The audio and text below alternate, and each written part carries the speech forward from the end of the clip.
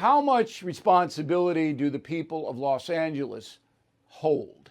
Because they elected a far, far left law enforcement guy. How much responsibility? Now, we assume that most honest people have awakened in the last 2 years. But the voters, they get what they vote for, correct?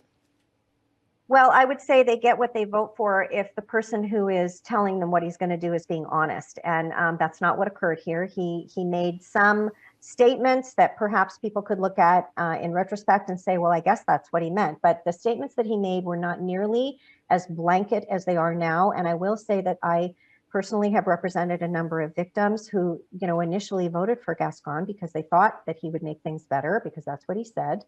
And now they realize, of course, when they look at the actual policies written down and they see the devastation that has occurred, they recognize that he did way more than he ever said he would.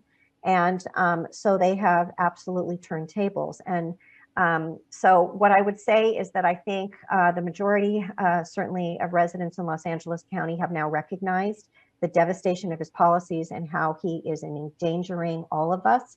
And certainly for the murder victims' families that I've represented, they personally have been feeling the devastation of his policies. Absolutely. So I think Last question. Okay.